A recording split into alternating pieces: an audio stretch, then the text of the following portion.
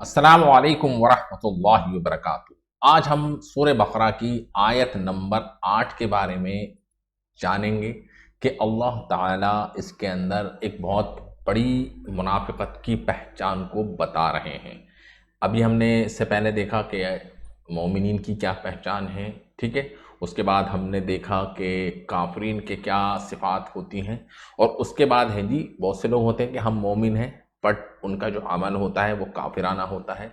تو اب اللہ میاں آنے والا جو رکوع ہے اس کے اندر پوری طریقے سے منافقت کے کیا رویہ ہوتا ہے، کیا ان کا قول ہوتا ہے، کیا ان کا فعل ہوتا ہے۔ تو سب سے پہلی نشانی جو اس بات کی طرف واضح دلیل کر رہی ہے کہ جو لوگ آپ صلی اللہ علیہ وسلم کی رسالت کو نہیں مانتے، یعنی کہ آپ صلی اللہ علیہ وسلم کو اللہ کا آخری نبی نہیں مانتے، تو وہ بھی لوگ ایمان سے ہیں جی بالکل خالی۔ وَمِنَ النَّاسِ مَن يَقُولُ آمَنَّ بِاللَّهِ، اور ایسے لوگ بھی ہیں جو کہتے ہیں کہ ہم ایمان لائے اللہ پر۔ یہاں پر آپ دیکھیں گے وَمِنَ النَّاسِ، اور لوگوں میں سے کچھ لوگ ایسے بھی ہیں جو کہتے ہیں من یقولو، کہتے ہیں آمنا، ہم ایمان لائے اللہ پر، یعنی کہ اللہ تعالیٰ کو تو حق مانتے ہیں کہ اللہ ہے، اس پوری دنیا کو چلانے والا اللہ ہے۔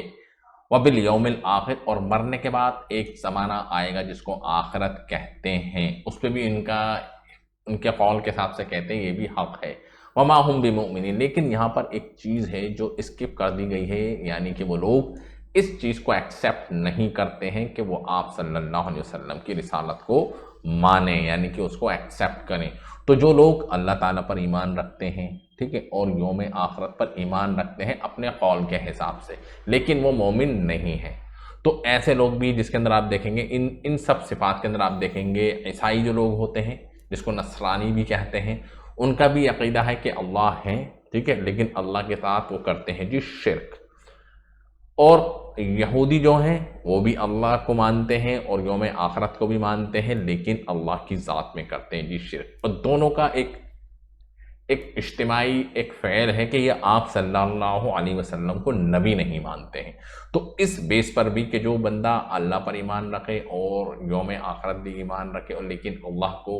اللہ کے نبی کو نہ مانے، تو وہ بھی بندہ ایمان سے ہو جاتا ہے یہ خارج۔ وما ہم بمؤمنین، یہاں پر اگر آپ دیکھیں گے ایسے لوگ جو کہتے ہیں کہ اللہ پر ہم ایمان لے آئے اور یوم آخرت پر ایمان لے آئے، لیکن حقیقت میں وہ ایمان نہیں لائے ہیں۔ ظاہری طور پہ تو وہ مسلمانوں سے کہہ رہے ہیں کہ ہم اللہ پر ایمان لیا اور آخرت پر بھی ایمان لیا، لیکن ایمان نہیں لا رہے۔ اپنے اس فعل کی وجہ سے یخادعون اللہ والذین آمنوا، اس وجہ سے وہ دھوکہ دے رہے ہیں اللہ کو اور اس کو ایمان والوں کو۔ یہ ان کا اپنا خیال ہے کہ ہاں جی ہم تو، جب وہ اپنی نشست میں جاتے ہیں اپنے جاننے والوں سے، اپنے ماننے والوں کے پاس بیٹھتے ہیں، تو یہ کرتے ہیں کہ دیکھیے جی ہم تو دھوکہ دے رہے ہیں جی اللہ کو، اور جو لوگ اللہ کو مانتے ہیں ان کو۔ وما یخطئون الا انفسهم وما یشعرون، لیکن وہ دھوکہ خود اپنے آپ کو دے رہے ہیں اور ان کا ان لوگوں کو شعور نہیں، کیونکہ جب آخرت ہوگی، آخرت کے اندر جس آخرت کو وہ ایکسیپٹ کر رہے ہیں، لیکن جب اس آخرت کے اندر اللہ تعالیٰ کے سامنے اپنے جائیں گے تو اس وقت ان کو احساس ہوگا کہ ہم نے کتنی بڑی غلطی کی۔ ظاہری طور پہ تو وہ یہ سوچ رہے تھے کہ ہم اللہ تعالیٰ کو اور ایمان والوں کو دھوکہ دے رہے ہیں، لیکن حقیقت میں خود کو دھوکہ دے رہے تھے اور اس چیز کا ان کو علم نہیں تھا،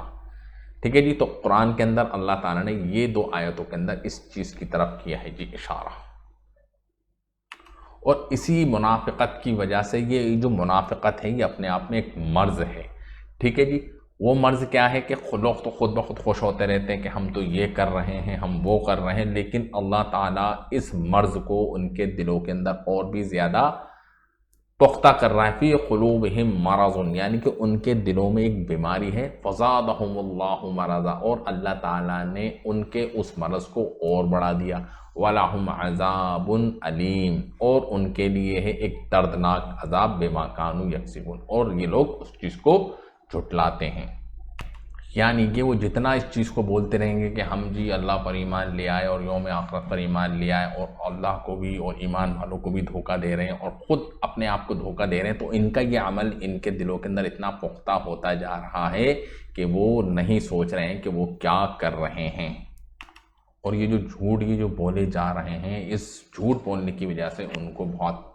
دردناک عذاب اللہ تعالیٰ یوم آخرت کے اندر دیں گے۔ السلام علیکم ورحمۃ اللہ وبرکاتہ۔